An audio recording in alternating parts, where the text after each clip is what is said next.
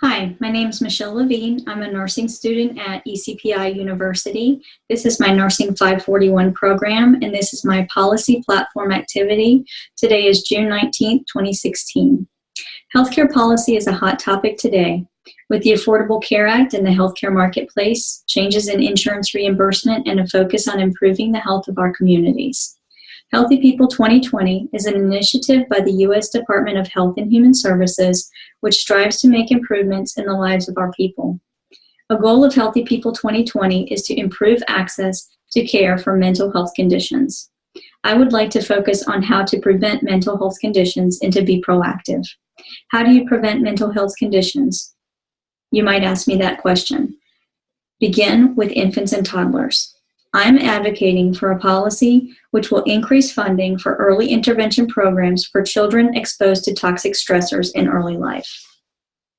Mental Health America notes that prevention and early intervention is key to heading off a myriad of health and mental health issues down the road for children exposed to toxic stressors at an early age. Toxic stressors include exposure to community violence, homelessness, or lack of food. In a review of 12 studies examining impact of diet on mental health, a healthy diet was associated with better mental health outcomes in children. Additional adverse childhood experiences include physical, verbal, or sexual abuse, emotional or physical neglect, living with a family member who abuses substances, experiencing violence against their parent, or absence of one parent in the home. Studies show that more adverse experiences a child has, the more likely they are to experience health and mental health concerns later in life. So it makes sense that children who are exposed to toxic stressors early in life, at a time which the most brain development is happening, interventions need to take place to prevent further health and mental health issues in the future.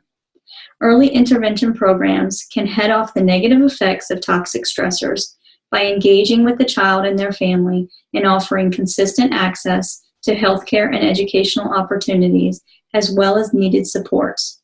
Examples of these supports include the CDSA, Children's Developmental Services Agency, Smart Start programs, and additional community agencies willing to partner with parent and child in the community.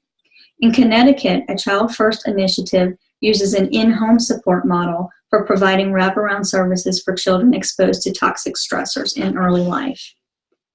In order to fund this policy, I am suggesting to increase federal funding by way of grants to be allocated to community agencies and to care providers who work with parents and meet early intervention requirements. In addition, I suggest to allocate funds from the North Carolina Education Lottery to be spent in particular on early intervention programs. The North Carolina Education Lottery raised $4 billion over the past 9 years for educational spending. I suggest to allocate $25 million of those dollars over the next 4 years to improve access to early intervention programs.